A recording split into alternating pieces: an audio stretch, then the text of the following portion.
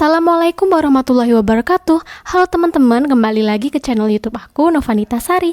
Oke teman-teman, di sini aku bakal bahas materi tentang keluarga berencana ya teman-teman, untuk yang part 2-nya. Jadi buat teman-teman yang belum nonton untuk yang materi keluarga berencana part 1, bisa langsung tonton dulu ya video aku yang sebelumnya. Oke, jadi teman-teman sebelumnya jangan lupa ya buat like, comment, and subscribe channel YouTube aku buat update terus video materi dari aku ya teman-teman. Oke, jadi sebelum aku bahas tentang soal dan pembahasannya tentang keluarga berencana, aku bakal review sedikit tentang ini ya teman-teman, materi tentang keluarga berencana. Oke, langsung aja. Jadi kemarin kan aku udah kasih tahu ya di part satunya. Jadi jenis alat kontrasepsi itu ada kontrasepsi sederhana yang terdiri dari tanpa alat dan dengan alat. Kemudian selanjutnya ada yang kontrasepsi hormonal, dan yang ketiga ada metode kontrasepsi jangka panjang. Oke, di sini aku akan bahas yaitu tentang kontrasepsi hormonal. Dan ini ya teman-teman, mungkin aku kemarin ada yang belum, jadi aku sisipkan di part 2 gitu ya. Oke, jadi yang kemarin yang sederhana tanpa alat udah aku bahas di part 1. Nah, ini yang dengan alat aku bahas di part 2 ya, sama yang kontrasepsi hormonal. Oke, jadi jenis kontrasepsi sederhana dengan alat itu ada kondom, ada diafragma, ada spermisida. Oke, aku bahas satu-satu ya. Jadi kontrasepsi sederhana dengan alat yang pertama adalah kondom. Nah, ini mudah dan praktis digunakan.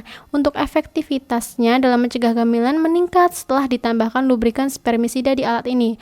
Oke, untuk spermisida aku bahas nanti ya di slide selanjutnya. Oke, untuk kelebihannya yaitu dapat mencegah penularan penyakit kelamin. Untuk kekurangan atau efek sampingnya yaitu pada sebagian orang dapat menimbulkan alergi dari bahan yang digunakan. Pada pemakaian yang tidak tepat ini bisa terlepas ya teman-teman, dan kehamilan pun bisa terjadi. Oke, jadi selanjutnya ada diafragma ya teman-teman. Jadi diafragma ini dapat dipakai sendiri oleh wanita dengan memasang diafragma ke dalam vagina sebelum berhubungan. Nah, untuk kelebihannya yaitu mencegah penularan IMS atau infeksi menular seksual. Untuk kekurangan atau efek sampingnya yaitu kurang efektif. Keberhasilan pengguna ini tergantung dari cara pemasangan yang benar. Oke, aku tunjukin ya. Untuk cara pemasangan diafragma itu sendiri. Nah, ini kan dikasih gel dulu ya teman-teman, dikasih gel, kemudian dimasukkan ke sini ya, sampai mentok sini ya. Ini kan rahim gitu ya. Oke, next. Kemudian spermisida. Nah, ini ya teman-teman yang aku tadi bilang. Jadi bagi wanita, Anda juga dapat melakukan kontrasepsi dengan menggunakan spermisida atau tisu KB dan cup. Nah, alat kontrasepsi ini dapat dipakai sendiri oleh para wanita. Caranya ya ini dengan memasukkannya ke dalam vagina sebelum berhubungan seks. Tunggu 10-15 menit untuk bereaksi. Kemudian untuk kelebihannya yaitu alat kontrasepsi ini efektif mencegah kehamilan jika digunakan dengan benar dan meningkatkan lubrikasi selama berhubungan seks. Untuk kekurangannya yaitu kemungkinan terjadinya infeksi saluran kencing. Kemudian efektivitas spermisida penggunaannya hanya 1-2 jam aja. Nih teman-teman, untuk efektivitasnya cuma 1-2 jam. Jadi jika ingin berhubungan seks lagi harus dipakai lagi ya teman-teman, karena efektivitasnya hanya 1-2 jam. Oke, next. Jadi aku bakal bahas selanjutnya itu tentang kontrasepsi hormonal. Nah, yang pertama ada yang terdiri mengandung progesteron dan estrogen, dan yang selanjutnya mengandung progesteron aja. Oke, aku bahas ya. Jadi kontrasepsi hormonal yang kombinasi yang mengandung progesteron dan estrogen yaitu ada pil kombinasi, ada suntik kombinasi, suntik 1 bulan. Kemudian yang mengandung progesteron aja ada pil progestin atau mini pil yang kebanyakan dipakai pada perempuan yang setelah melahirkan dan masih menyusui gitu ya teman-teman. Kemudian untuk suntik progestin, suntik 3 bulan. Kemudian ada AKDR progestin atau Mirena. Jadi kan kebanyakan pada bilang kalau AKDR itu kan non hormonal ya, tapi ternyata ada juga AKDR atau alat kontrasepsi dalam rahim ya. IUD biasanya orang menyebutnya, itu yang mengandung hormon, yaitu hormon progestin.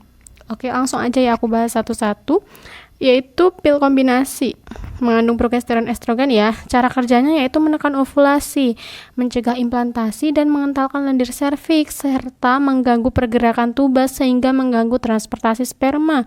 Nah, untuk jenisnya ini ya teman-teman, ada monofasik, bifasik, trifasik. Kemudian untuk kelebihannya yaitu tidak mengganggu hubungan seks. Siklus haidnya menjadi teratur dan kesuburannya cepat kembali jika pil dihentikan. Kemudian untuk kekurangan atau efek sampingnya yaitu mahal dan tidak dianjurkan untuk yang mudah lupa ya teman-teman. Kemudian selain itu, kekurangan atau efek sampingnya yaitu membuat mual, pusing, spotting, berat badan naik, kemudian amenore. Amenore kemarin udah aku bahas di video aku yang sebelumnya ya, tentang gangguan siklus menstruasi. Oke. Kemudian selanjutnya tentang ini ya, masih di kontrasepsi hormonal yang mengandung progesteron dan estrogen, yaitu suntik kombinasi atau suntik 1 bulan, yaitu cara kerjanya yaitu dengan menekan ovulasi, kemudian mencegah implantasi dan mengentalkan lendir serviks, serta mengganggu pergerakan tuba sehingga mengganggu transportasi sperma. Untuk jenisnya ini ya teman-teman, ada depomedoksiprogesteron, ini ada estradiol spinoat, ada norentirol entanat, ada estradiol valerat. Kemudian untuk kelebihannya yaitu tidak mengganggu hubungan seks. Kemudian untuk kekurangannya yaitu terjadi perubahan pola haid, tidak bisa digunakan oleh klien yang menyusui. Kemudian mual, selain itu mual yang menyebabkan mual, sakit kepala dan nyeri payudara ringan.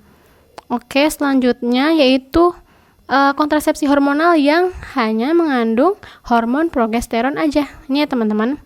Oke, yang pertama ada pil progestin atau mini pil, yaitu cara kerjanya yaitu mencegah implantasi dan mengentalkan lendir serviks serta mengganggu pergerakan tuba sehingga mengganggu transportasi sperma. Untuk jenis kemasannya ada kemasan 35 pil, ada kemasan 28 pil.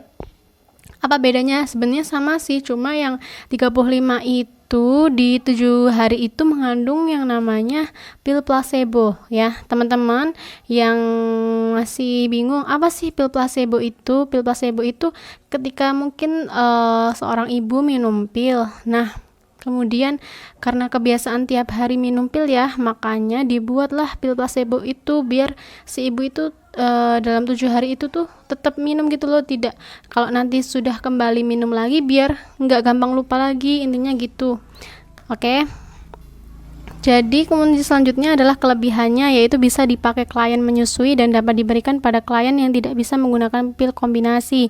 Kemudian atau kekurangannya atau efek sampingnya yaitu harus digunakan setiap hari dan waktu yang sama. Kemudian payudara tegang, mual, pusing, berjerawat, penurunan peningkatan berat badan gitu ya. Oke, next. Kemudian kontrasepsi hormonal yang mengandung progesteron selanjutnya yaitu ada suntik progestin atau suntik 3 bulan. Cara kerjanya yaitu mencegah implantasi dan mengentalkan lendir serviks serta mengganggu pergerakan tuba sehingga mengganggu transportasi sperma. Untuk jenisnya nih ya teman-teman, ada depomedeoksiprogesteron, ada deponoretis testosteron. Nah ini ya.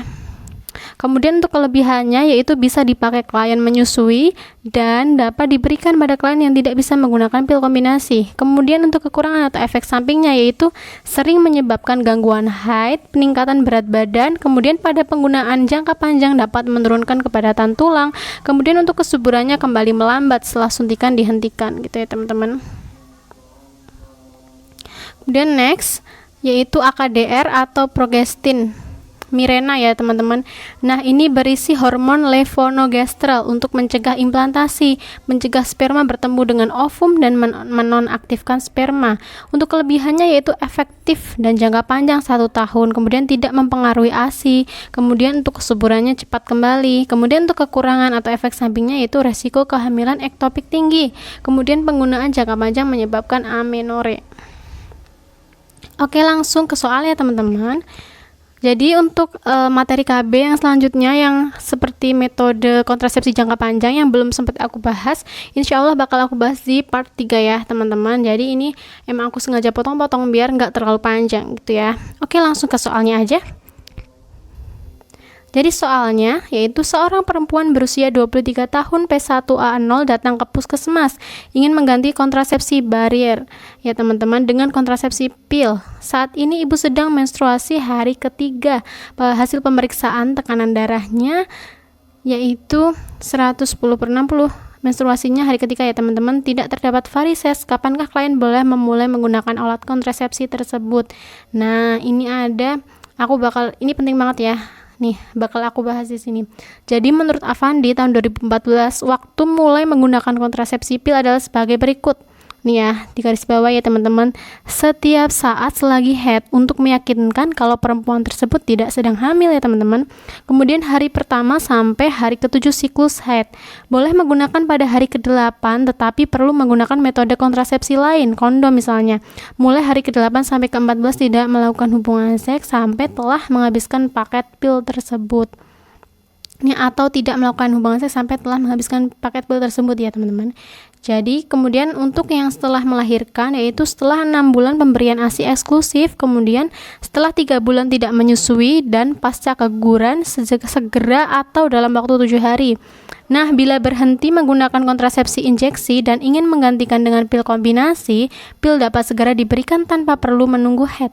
Karena tadi di sini kasusnya adalah menstruasi hari ketiga, jadi ibu ini dapat menggunakan kontrasepsi ini pil bisa saat ini juga kan ya, karena si ibu kan ini kondisinya sekarang sedang menstruasi hari ketiga ya teman-teman. Jadi jawabannya adalah opsi A. Nah, gampang banget ya.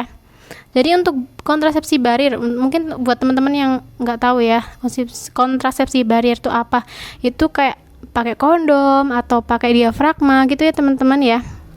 Kemudian selanjutnya, oke. Jadi ini ya teman-teman, benar ya. Jadi jawabannya A ya. Pada kasus perempuan tersebut sedang menstruasi hari ketiga, jadi pil dapat diberikan saat ini karena sudah dipastikan bahwa ibu itu sedang tidak hamil. Oke, ini sudah di slide terakhir. Jadi aku sengaja ya teman-teman bahas soalnya itu sedikit-sedikit biar teman-teman nggak terlalu pusing gitu ya. Oke, sekian dari materi dan soal yang sudah aku sampaikan. Stay tune ya buat part selanjutnya. Buat teman-teman jangan lupa ya buat follow Instagram aku, TikTok aku, dan jangan lupa like, subscribe, dan komen. Semoga bermanfaat. Wassalamualaikum warahmatullahi wabarakatuh.